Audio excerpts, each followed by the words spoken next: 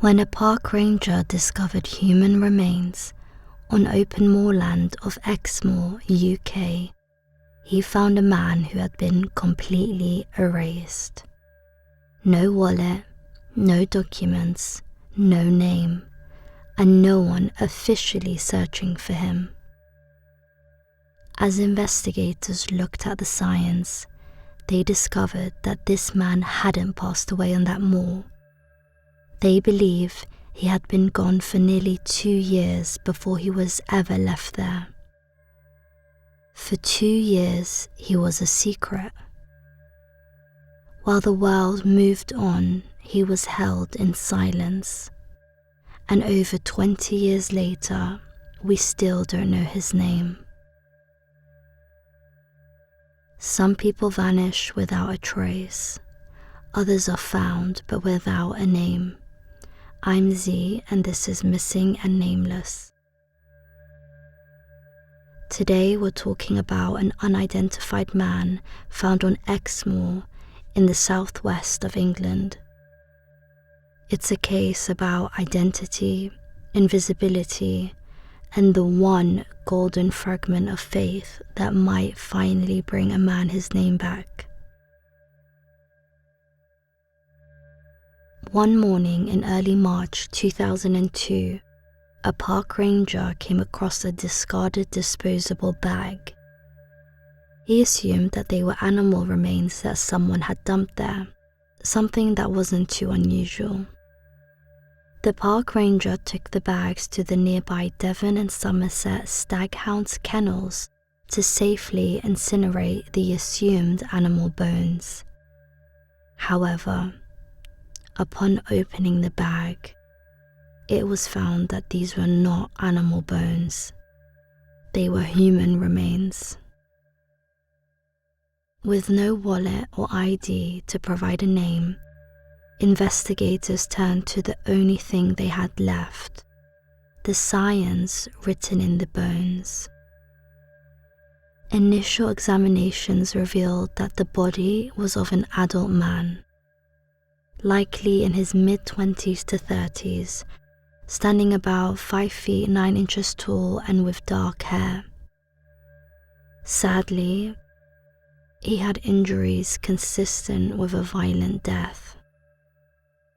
Back in 2002, the UK's forensic toolkit was expanding, and detectives pushed for more than just basic measures. For example, investigators soon turned to isotope analysis. That is a technique that examines the chemical signatures locked into elements like our teeth and our bones. From this, scientists found that the man likely spent his childhood elsewhere and moved to the UK only a few years before he was found, potentially in his mid-teens to early 20s. They believed he may have originated from North Africa or Asian subcontinent, but he could also be Middle Eastern or Eastern Mediterranean. But facts and figures don't trigger memories, faces do. In an effort to give this man his identity back, police commissioned a facial reconstruction. Using his skull as a blueprint, forensic artists layered clay to recreate his features. They also created computer-generated versions to show how he might have looked in different lightings. They released these images to the public, hoping a friend, a neighbor, or a family would see those eyes and finally give him a name.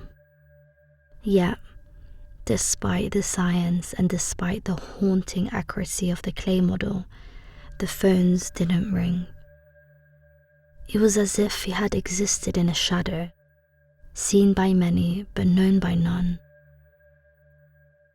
There is a detail in this case that changes the timeline entirely. If you're listening to this and thinking of someone who vanished in 2002, you might be looking at the wrong year. Forensic experts eventually discovered that this man didn't die shortly before he was found. He likely died between late 1999 and 2000. For nearly 2 years, he was, well, somewhere else.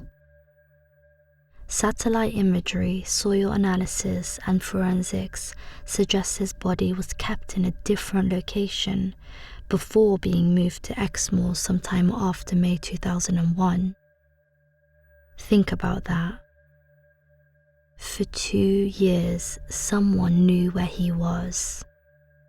Someone held onto a secret, and eventually they drove him to the moor to leave him behind. The man wasn't found with a suitcase or a life's worth of belongings. He was sadly wrapped in black bin bags, a duvet, and a pillowcase. Police spent months tracing these items, hoping they might be linked to a specific hotel or linen supplier, but the trail went cold. He was also wearing a pair of black Adidas shorts and underwear. It's a sparse collection of items. But then there is the pendant, worn around his neck.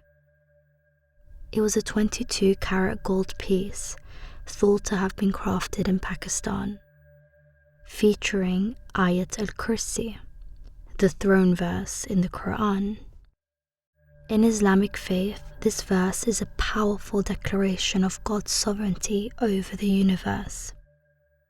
It is often recited for protection against evil and for peace of mind. To find this on a man dumped in a bag on a cold moor creates a devastating contrast. However, it tells us that this man likely valued his faith, that somewhere there is a family who taught him those very words. Experts believe this specific style of pendant is common in the Gujarat area of India or among Pakistani communities. I think this reveals a deeper, more powerful layer of invisibility. Many people who come to the UK from these regions, especially those who might be undocumented, exist on the fringes of society. They are visible enough to work or to walk the streets, but invisible to the systems that are supposed to protect them. If they disappear, their families might not feel safe enough to tell the police. They become the missing. People who are gone but never officially reported. Eventually, with the investigation at a standstill, the man was finally laid to rest. He was buried following an Islamic funeral in a cemetery in Watchet, UK. It's a detail that moves me, because it means that even though the world didn't know his name, they recognized his soul. He was finally treated with the dignity and the respect that had been so cruelly denied to him in his final years. But as the soil settled, the truth remained buried deeper than any grave. We are still left with the questions that haunt this case. Who was this man? Who was warm enough to give him that pendant? And who was cold enough to hide his body for 2 years? If this story at all sounds familiar, if you know of a man of North African, Middle Eastern, South Asian, or Eastern Mediterranean heritage who stopped calling home around the turn of the millennium, please reach out. You can contact Avon and Somerset Police by calling 101. This investigation is known as Operation Glacier. It is still being handled by the Avon and Somerset Police Major Crime Review Team. They even have a full DNA profile of this man. They don't need a guess, they just need a name to test against that profile. We aren't just looking for an unidentified man, We are looking for a son, a brother, a friend, an uncle, someone who might have left home in 1999 and never called back. If you want to remain anonymous, you can visit the National Crime Agency UK Missing Persons Unit online, where you can view the clay reconstruction and pendant yourself and submit any information you may have. 23 years is a long time to be nameless. Let's help give a family the answers they've been waiting for, and this man his name back.